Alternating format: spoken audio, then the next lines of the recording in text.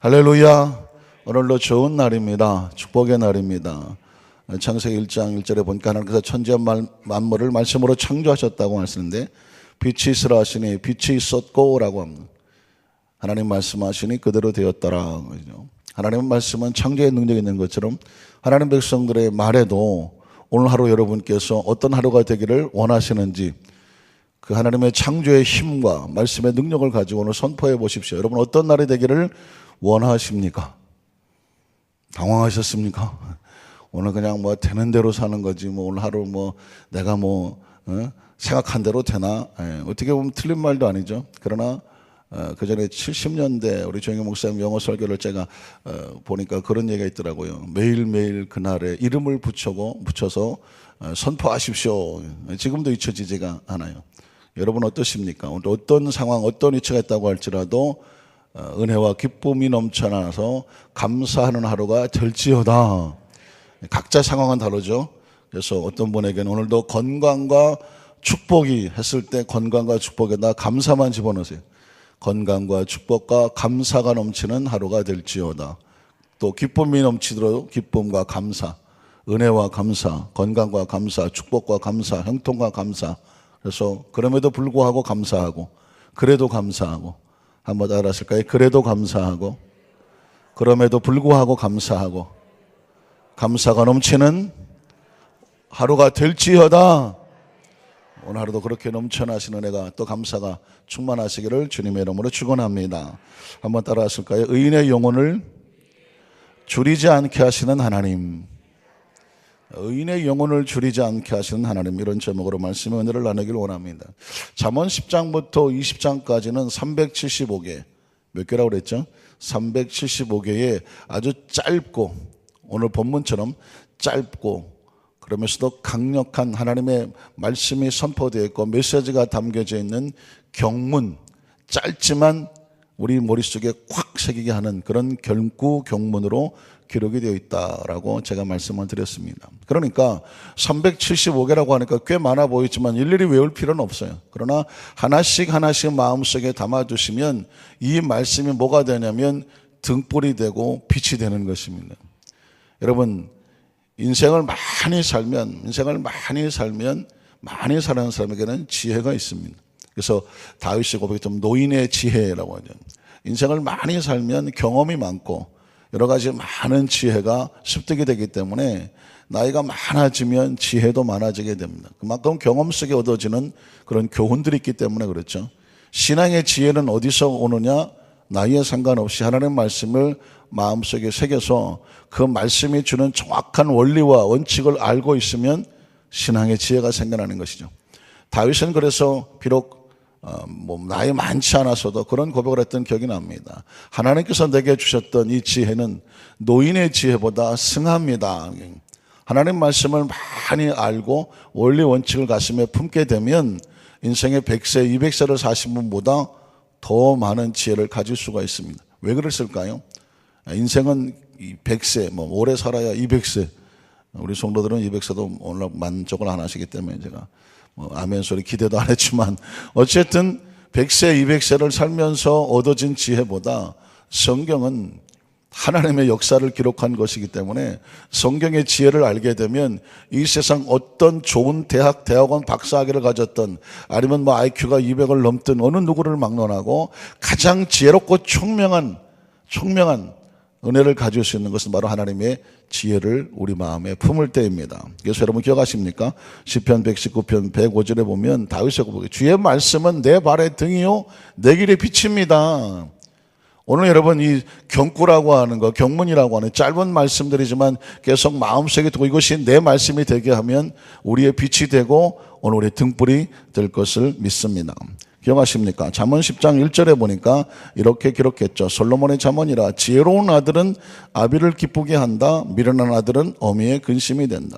지혜롭다, 미련하다 무슨 뜻이라고 말했습니까? 머리가 좋다, 머리가 나쁘다, 약삭 빠르다, 그렇지 못하다, 그런 의미는 아니죠. 지혜롭다, 미련하다는 것은 뭐냐면 하나님을 경외하는 것이 지혜의 근본이거든요. 그러니까 하나님을 경외하는 자식은 부모도 기쁘게 하는 것이죠. 하나님을 경외하지 못하면 부모의 근심이 될 수밖에 없다는 것입니다. 효를 따로 가리키는 것도 중요하지만 효를 따로 가리킬 필요도 없다라고 생각하는 건 뭐냐? 하나님을 경외하는 사람은 효를 하게 되어 있지 않습니까? 그러니까 하나님을 경외하는 사람은 부모의 기쁨이 될 수밖에 없다는 것이죠. 자, 2절에도 보면 불의의 재물은 무익하여도 공의는 의리는 죽음에서 건진다라고 말했죠. 불의의 재물이라는 것은 하나님의 것이 아닌 세상적인 그것이 내게 아무리 약삭빠르게 쌓아놓았다고 할지라도 결국은 그것이 오히려 나에게 해가 되고 독이 되고 악이 될 수가 있다. 그래서 재물도 하나님 안에서라고 하는 정확한 공의 안에서 얻어진 재물이라도 나를 보호하고 내가 누리고 그것으로 생명을 살릴 수가 있다는 것입니다. 그래서 물질에도 정확한 원리 원칙이 있어야 되죠. 아무거나 내 것은 아니다. 그것이 지난번에 말씀드렸던 것이고 오늘 세 번째 본문은 이렇게 시작을 합니다. 야훼께서 의인의 영혼은 줄이지 않게 하신다. 악인의 소욕은 물리치신다. 오늘은 특별히 전반부에 있는 보통 상반절이라고 표현하게 하는데요. 야훼께서 의인의 영혼은 줄이지 않게 하신다라는 말씀을 가지고 좀 더 깊이 말씀을 나눠보려고 합니다. 하나님께서는 당신의 백성들이 과연 줄이도록 내버려 두시는 것인가 아니면 줄이지 않게 하시는 특별한 어떤 하나님의 나름의 조처가 있는 것인가? 그렇다고 하면 하나님의 마음을 한번 살펴볼 필요가 있겠죠. 창세기 2장 7절로 9절에 보면 하나님께서 최초의 사람 아담과 하와를 지으셨을 때 과연 그들을 위해서 무엇을 준비하고 계시는가, 어떤 조처를 하고 계시는가, 예비를 하고 계시는가, 어떤 것이 마련되어 있는가, 준비되어 있는가를 보면 하나님의 마음을 알게 되죠. 야훼 하나님이 땅의 흙으로 사람을 지으시고 생기를 그 코에 불어넣으시니 사람이 생명이 되었더라. 이렇게 사람이 존재했다는 거죠. 제가 늘 창세기 2장 7절 말씀을 강조하는데 흙은 3차원의 존재요, 육신의 존재요, 영은 4차원적인 존재고 하나님의 나라적인 존재이기 때문에 생기가 어디서 나왔는지를 아셔야 되죠. 어디서부터 나왔습니까? 하나님으로부터 나와서 어디 속으로 들어갔나요? 흙으로 들어가고 사람 속에 들어갔죠. 그래서 사람이 생명이 되죠. 그래서 이 세상을 떠날 때 흙은 육으로 돌아가죠. 육체는 흙으로 돌아가고 흙은 육체로 돌아가고 영은 어디로 간다? 하나님께로 간다. 그래서 우리가 당연히 이 사실을 알면 이 땅에 육신을 벗을 때 우리가 하나님께로 가는 것은 정확한 원리와 원칙입니다. 믿으십니까? 자, 이렇게 창조된 하나님의 사람들을 과연 이 세상에 그냥 버려두셨을까요? 어떻게 하셨을까요? 야훼 하나님이 동방의 에덴의 동산을 뭐 하시고? 창설하시고. 에덴은 하나님께서 만드신 것입니다. 예비하신 것이죠. 목적이 있겠죠. 이유가 있겠죠. 누구를 위해서 만들었나요? 아담과 하와의 삶을 위해서 에덴이라고 하는 최성의 최고의 지상 낙원을 준비하셨습니다. 예비하셨습니다. 창설하셨습니다. 우린 여기서 하나님의 마음을 알게 되지 않겠습니까? 하나님의 사람들이 땅의 삶을 살아갈 때에 그냥 막 거칠은 들판에 네 마음대로 어떻게 세든 그냥 뒹굴도록 그냥 그렇게 헤매도록 만들지 않았습니다. 아담과 하와를 위해서 에덴이 창설돼 이건 하나님의 마음이고 하나님의 계획입니다. 그리고 그 지으신 사람을 거기에 두셨다라고 말씀하고 있습니다. 야훼 하나님이 그 땅에서 보기에 아름답고 먹기에 좋은 나무가 나게 하시니 누구를 위해서? 아담과 하와를 위해서 하시니 동산 가운데는 생명나무와 선악을 알게 하는 나무도 있었더라. 역시 이 생명나무와 선악을 알게 하는 나무도 때가 되면 하나님께서 아담과 하와를 다 준비해 놓은 것들이었습니다. 조금 더 설명하자면 하나님께서 이 선악을 알게 하는 나무도 있었는데 아담과 하와로 다 준비되어 있는 것인데 중요한 것은 뭐냐면 하나님의 때 하나님의 방법과 하나님의 계획적인 관계 속에서 필요에 따라 하나님의 공급하실 때 우리가 먹을 수가 있는 것이지 그것이 내 마음대로 할 수 있는 것은 아니다. 하나님과의 관계 속에서 올바른 관계에 있을 때 에덴을 누릴 수가 있는 것입니다. 그 에덴이 날아간 이유는 알다시피 관계가 무너지면 어떻습니까? 주어진 축복도 무너지는 것을 볼 수가 있습니다. 자, 이런 마인드, 이런 생각, 하나님의 관점은요, 성경 창세부터 계시록까지 쭉 흘러내리고 있는 것입니다. 창세기 13장 1절로 4절을 보면 아브라함이 아시는 것처럼 애굽에 내려갔다 그의 아내와 그 모든 것을 다 잃어버린 적이 있었죠. 그러나 하나님께서 아브라함과 사라를 망하게 하실 수가 없어요. 사라가 그 이방의 바로 왕에게 그 왕국에 끌려가서 그렇게 무참하게 무너지게 내버려 두지 않으십니다. 왜 그럴까요? 아브라함과 이 사라에게는 뭐가 있냐면 하나님의 계획이 있습니다. 하나님의 꿈이 있습니다. 그리고 하나님께서 그들을 통해서 아브라함과 이삭과 야곱 그 믿음의 후손들이 흘러내려가야 되는 하나님의 거대한 섭리가 있는데 그냥 정말 무의미하게 그 애굽에 내려가서 그렇게 이방의 사람들에게 그렇게 무시당하고 처참하게 생명 빼앗기고 무너지도록 내버려 둘 수가 없는 것입니다. 하나님께서 의인의 영혼은 줄이지 않게 하신다고 말씀하실 때 그 의인은 하나님과의 올바른 계획 속에 하나님의 계획이 있는 사람이거든요.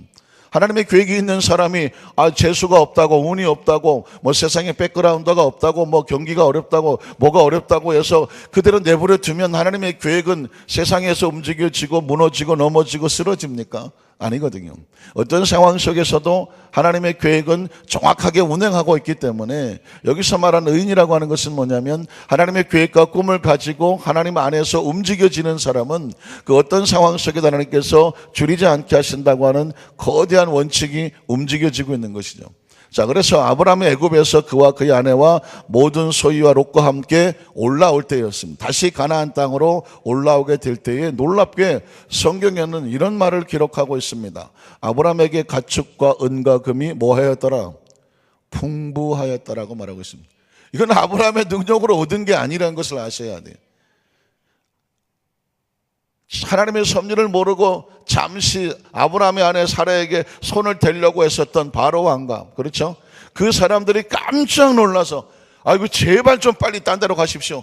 당신들은 하나님의 사람인데 우리가 잘못 건드렸다간 하나님께서 우리를 망하게 하실 것이니 거기에 뭐 차비에다 교통비에다가 무슨 며칠 먹을 거에다가 우리 은과 금을 싸드릴 테니까 제발 좀 우리를 떠나달라고 아브라함과 그 가족들을 내어보내면서 그 애굽에서 그 사람들의 은혜를 통해서 얻어진 것이 뭐냐면 은과 금이 풍부하게 하셨다는 것입니다.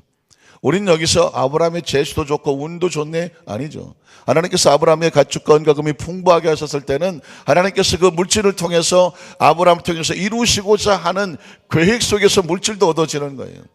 물질은 경상도 말로 맹칼 없이 이유 없이 그냥 재수가 좋아서 툭 떨어지는 게 아닙니다. 어떤 사람에게 하나님께서 목적과 이유가 있어서 하나님이 그것을 의인으로 세우셔서 하나님의 꿈을 이루기 위해서는 필요한 물질은 성경 속에 있는 표현처럼 가축과 은과 금은 하나님의 계획 속에서 공급하시는 것이죠. 믿으십니까? 창세기 22장 15절로 18절에도 보면 하나님께서 아브라함을 이렇게 축복하시는데요. 야훼의 사자가 하늘에서부터 두 번째 아브라함을 불러서 이르시되 야훼께서 이르시기를 내가 나를 가리켜 맹세하노니 내가 이같이 행하여 내 아들 내 독자도 아끼지 아니하였은즉 내가 내게 큰 복을 주고 그 복의 내용은 내 자녀가 크게 번성하여 하늘의 별과 같고 바닷가의 모래와 같게 하리니 내 씨가 그 대적의 성문을 차지하게 될 것이다. 또 내 씨로 말미암아 천하 만민이 복을 받을 것이니 이는 내가 나의 말을 준행하였음이니라 하셨다 아니라. 여러분 성경의 본문을 보면서 누가 복을 받고 있습니까? 누가 복을 받고 있나요? 아브라함이 복을 받고 아브라함의 자녀가 복을 받겠다고 말하고 있는데 이거는 그냥 문자적으로 보이는 내용이고 지금 하나님께서 아브라함과 아브라함의 자녀 그리고 내 씨로 말미암아 천하 만민이 복을 받는다고 했을 때 그 아브라함의 자손 중에 예수 그리스도로 말미암아 천하 만민이 복을 받을 거라고 하는 예수 그리스도에 대한 예언의 말씀을 발견하게 되는데 저는 이 본문 말씀을 읽다가 깜짝 놀란 게 하나 있습니다. 아하, 아브라함은 누구 자손인가요?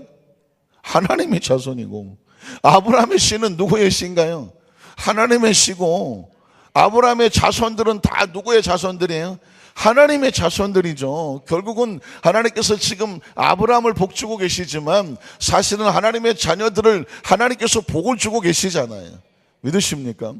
하나님과의 올바른 관계의 삶에 이어지면 하나님은 당신의 백성들을 축복하실 수밖에 없습니다. 하나님께서 아브라함에게 이삭을 드리라고 해서 아브라함의 순종을 받았으니 아브라함의 가문이 복을 받았다라고 보이지만 아브라함의 가문이 아니라 아브라함은 믿음의 조상이요 아브라함의 그 후손들은 믿음의 후손들이니까 우리도 국적은 다르고 지역은 다르지만 아브라함이 하나님을 믿음으로 말미암아 의가 되었고 믿음의 조상이 되었고 그 씨로 말미암아 예수 그리스도가 탄생을 했고 예수 그리스도를 믿음으로 하나님의 자녀가 되었다고 한다면 우리는 아브라함을 믿음의 조상이라고 같이 부른단 말이죠. 그렇다고 한다면 그 아브라함에게 축복하셨던 자손을 축복했던 말씀은 오늘 하나님의 자녀들을 축복하시는 것이고 하나님의 자녀가 축복되는 것은 곧 하나님이 자기 나라의 축복을 이어주시는 것입니다. 자식이 잘 되면 누가 기쁩니까?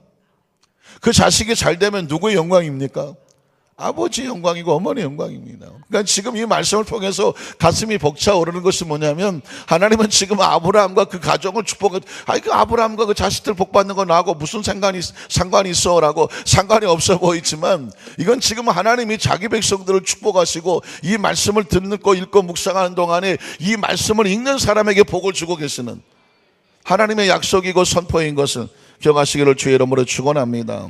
출애굽기 15장 31절로 36절에 보면, 이스라엘 백성이 400년 동안 애굽에서 노예 생활을 하다가 마치 모세의 인도를 받아서 출애굽을 하지 않습니까? 출애굽을 할 때에 노예는 삭시 없죠. 노예는 재산도 없고 쌓아놓은 재물도 없습니다. 그러니까 빈손 들고 나와야 되는 그런 사람들에게 놀랍게도 하나님께서 그들을 빈손 들게 하지 않으셨다고 기록하고 있습니다. 요즘 유행하는 말로 디테일, 아주 상세하게 세밀한 내용 부분이 나오는데, 그냥 슬쩍 지나칠 수밖에 없던 내용인데 하나님의 마음을 캐치해낼 수가 있죠. 밤에 바로가 모세와 아론을 불러 이르되, 너희와 이스라엘 자손은 일어나 내 백성 가운데서 떠나 너희 말대로 가서 야훼를 섬기며 너희가 말한 대로 너희 양과 너희 소도 몰아가고 나를 위하여 축복하라 하며, 애굽 사람들은 말하기를 우리가 다 죽은 자가 되도다 하고 그 백성을 재촉하여 그 땅에서 속히 내면. 여러분, 이거 어디서 본 것 같지 않습니까? 아브라함이 애굽에 내려갔다가 아내를 잃어버릴 뻔했죠. 아니, 잃어버렸었죠. 하나님께서 그 밤에 바로 왕에게 목숨을 빼앗겠다고, 아브라함의 아내에게 손대지 말고 그를 내보내라고 하고 나서 깜짝 놀라서 은과 금과 가축을 잔뜩 바리바리 싸서 그냥 이스라엘 백성의 조상인 아브라함을 빨리 저 가나안으로 가라고 내보냈던 기억이 있지 않습니까? 400년이 지난 다음에 그 아브라함의 후손들이 300만이 돼서 아시는 것처럼 이 바로 왕에게 10개의 재앙을 내리고 제발 좀 이제 나가라고 거꾸로 또 재촉하는 장면이 나오는데, 400년 전의 모습이나 지금 모습과 똑같지 않습니까? 이스라엘 백성이 애굽에서 지금 나가라고 그렇게 내보내달라고 그랬을 때는 안 내보내주더니, 그 아들이 세상을 떠나거나 하나님의 심판이 임하니까 제발 나가라고 하는 장면이건데, 그 백성을 재촉하여 그 땅에서 속히 내보내려 함으로 그 백성이 발견되지 못한, 발효되지 못한 반죽 담은 그릇을 옷에 싸서 어깨에 매든, 그러니까 얼마나 성급하게 지금 나가고 있는지 모르는, 워낙 재촉을 하니까 발효되지도 못한 떡을 지금 붙잡고 나가는 것입니다. 가는 동안에 발효가 되는 거죠. 이스라엘 자손이 모세의 말대로 하여 애굽 사람에게 은금 패물과 의복을 구하였습니다. 자, 여기서 중요한 것은 모세의 말대로란 말입니다. 이스라엘 백성이 애굽의 사람들에게 폭동을 일으키고 난을 일으켜서 은과 금을 빼앗은 것이 아니에요. 모세는 누구의 지시를 받았겠습니까? 누구의 명령을 받았겠을까요? 누구의 말씀을 받았을까요? 하나님께서 명령하셨겠죠, 모세에게. 그리고 이스라엘 백성들에게 선포했습니다. 너희가 그 애굽 사람들에게 은과 금과 패물을 구하라, 요구하라고 말했을 것입니다. 그러면 그 사람들이 줘야 되지 않겠습니까? 어떻게 힘으로 뺏을 수도 없는 것이고 맡겨놓은 것도 아니지 않습니까? 그런데 성경에 보니까 애굽 사람에게 은과 패물과 의복을 모세의 말대로 구하였습니다. 어떤 일을 벌였을까요? 야훼께서 애굽 사람들에게 이스라엘 백성에게 무엇을 입히게 합니까? 은혜를 입히게 하셨다고 합니다. 그들의 마음이 열리는 거죠. 그들의 마음이 움직여지는 것입니다. 우리가 사실 이 세상을 살아가면서 필요한 것은 바로 이 하나님의 은혜입니다. 믿으십니까? 우리가 하나님의 은혜로 구원받은 것도 하나님의 은혜이지만, 삶을 살아가면서 환경의 은혜도 받아야 돼요. 이 환경이 열리는다는 말이죠. 그리고 우리가 함께하는 사람들의 은혜도 받아야 돼요. 우리가 함께 더불어 사업을 하던, 직장을 하던, 어떤 거래처를 하던, 어떤 삶의 모습을 살아갈 때에 하나님께서 은혜를 주셔야 돼요. 그러면 오늘 이스라엘 백성이 애굽에서 나올 때에 사실 그들은 빈손이었습니다. 그런데 하나님께서 애굽 사람들에게 은혜를 베푸시는데, 그 은혜를 베푸시는 분이 누구예요? 움직이시는 분이 누구이신가요? 하나님이었습니다.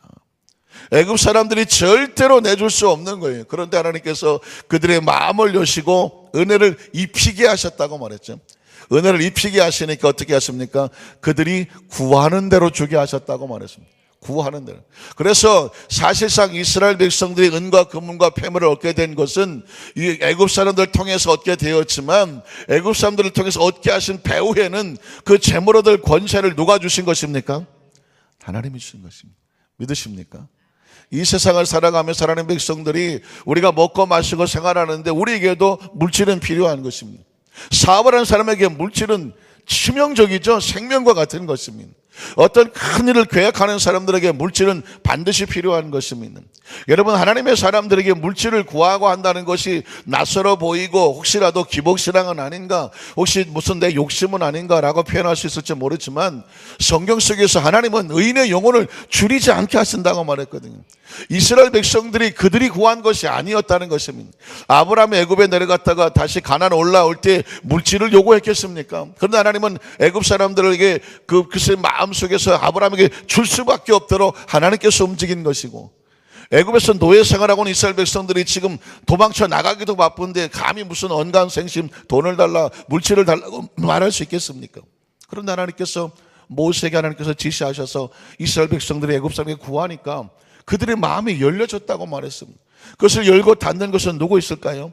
하나님입니다. 그러니까 우리는 이렇게 고백해 볼 수 있겠죠. 하나님께서 나에게 은혜를 주시옵소서.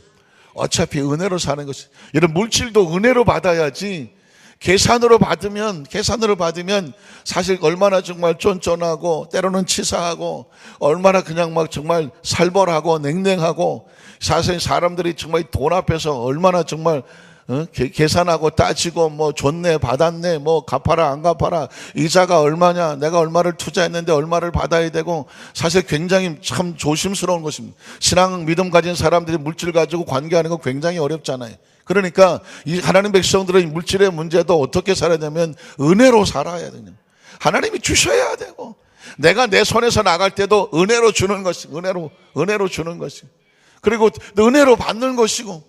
그런데 놀라워서 그래서 여러분이요, 교회에서 예물을 드릴 때도 사실 은혜로 해야지, 은혜로. 계산으로 하면 벌써 이게 하나님의 역사가 없는 것입니다. 그래서 오죽하면 부자는 재물을 드릴 때 야 내가 이거 드린다라고 흔들며 드려도 그 가난한 과부는 그 자기의 생활비 전체를 드리면서 몰래 숨어서 드렸다고 말했습니다. 그러니까 금액적으로 드리면 부자가 지갑에서 흔들면서 내리는 그 돈이 커 보이지만, 과부의 그 두 랩돈은 생활비밖에 안 되지만 그 부자가 흔드는 것은 자신이 자랑하는 것이 있다면 과부의 생활비는 뭐가 들어있어요? 은혜가 들어있는 거죠. 은혜가. 그러니까 사실상은요, 부자냐 가난하냐 이런 게 문제가 아니고요, 물질이 많으냐 적게 이런 게 문제가 아니라 하나님의 사람들은 무엇으로 드린다? 은혜로 드리는 것입니다. 은혜로. 제가 이제까지 30년 가까이 목회를 하면서 많은 집에 신방도 해보고 가보면 참 성도들이 은혜로 하는 성도가 있고 계산으로 하는 성도가 있어요. 저도 알죠. 눈치가 백단인데 눈치 있게 안 생겼습니까? 그런데 성도들이 하나님 앞에 예물을 드리고 뭐 할 때도 보면 어떤 사람은 이게 은혜가 아닌 것을 알아요. 은혜가 아닌 예물은 사실상 은혜도 아니에요. 그러나 정말 어려운 가운데서 드려지는 예물은 은혜로 드려져요. 사람을 감동시키고 하나님을 감동을 시켜요. 사실 신앙생활하면서 이 물질과 예물은 뗄래야 뗄 수 없는 관계 아니겠습니까? 어차피 물질을 하나님이 주셔야 되고, 우리 또 그 가운데 하나님 앞에 11절을 드리던 감사 예물을 드리거든요. 그런데 사람이 계산하기 시작하고, 그래서 오직 성경에 보면 갈라디아서 6장에 그런 말이 있지 않습니까? 억지로나 인색함으로 드리지 말라. 하나님께서 이렇게 말씀하잖아요. 내 앞에 무슨 기름진 제사 막 소고기, 닭고기, 그냥 돼지고기 기름진 거 성전 앞바닥에 쌓아놓지 말라. 그냥 뭐도 없으면서 은혜도 없이, 은혜 없이는 제물을 드리지 말라. 하나님께서 원하는 것은 헤세드, 은혜와 인자다. 그러니까 단돈 얼마를 드리더라도 예물을 드리는 입장에서는 은혜로 드려야 돼. 왜냐하면 그래야 하나님도 우리에게 은혜로 주시지, 우리가 하나님 앞에서 계산을 하면 하나님도 우리 앞에서 계산하시는 거니. 누구 계산이 빠르겠어요? 하나님의 계산이 엄청 빠르시니. 우리가 아무리, 죄송합니다, 대가리를 아무리 돌려도 하나님의 계산을 따라갈 수가 없어요. 그래서 사실상 참 가슴 아픈 것은 뭐냐면, 우리가 신앙생활하면서 하나님 앞에 예물을 드리든 또 봉사를 하든 뭐를 하든 은혜가 아니면, 은혜로 드리지 않으면 하나님의 은혜가 없습니다. 우리가 부족하고 모자라도 그냥 하나님 앞에 은혜로 드리면 하나님도 우리에게 은혜로 다가오는군요. 오늘 이스라엘 백성이 아무것도 없는 사람들 아닙니까? 그런데 하나님께서 은혜를 주셨다고 말씀하고 있습니다. 은혜라고 하면 빼놓을 수 없는 장면이 신명기 7장 6절로 9절인데요. 너는 야훼 네 하나님의 성민이라. 자, 이 부분만 가지고 성민의 축복이라는 말씀을 나눌 수가 있는데, 이스라엘 백성을 성민이라고 부릅니다. 거룩한 백성이라고 말하는, 홀리 피플이라고 말하는 거죠. 왜 그러냐면 네 하나님 야훼께서 지상 만민 중에서 너를 자기 기업의 백성으로 택하셨습니다. 여기까지 보면 어마어마한 얘기죠. 자랑할 만하죠. 목 빳빳하게 세우고 어디 가서 나 성민이야, 하나님 나를 택하셔서 막 목소리 힘줄 내용입니다. 그러나 본질에 들어가면 뭐라고 말하냐면, 야훼께서 너를 기뻐하시고 너희를 택하시면 너희가 다른 민족보다 수요가 많기 때문이 아니라고 말합니다. 너희는 오히려 모든 민족 중에서 가장 볼품없고 숫자도 얼마 안 되고 아무런 자랑할 거리가 없는 존재라는 것입니다. 그런데 하나님께서 이스라엘 백성을 선택한 이유는 너희를 뭐 하는 거예요? 사랑하기 때문이라는, 사랑하기 때문에 내가 너를 선택한 거지, 은혜로 선택한 거지. 숫자 따지고 계산하고 IQ 따지고 무슨 능력 따지고 집안 따지고 다 따져서 야 네가 세상에서 제일 낫다 해서 이스라엘 백성을 선택한 게 아니라는 겁니다. 가장 볼품없고 보잘것없고 쓸데없고 내버려 두면 살아가지도 못할 존재를 하나님께서 뭐 하심으로, 은혜를 베푸셔서 사랑하심으로 말미암아, 또는 너희 조상들에게 하신 맹세를 지키려 하심으로 말미암아 자기 권능의 손으로 너희를 인도하여 내시되 너희를 그 종되었던 집에서 애굽 왕 바로의 손에서 뭐 하셨어요?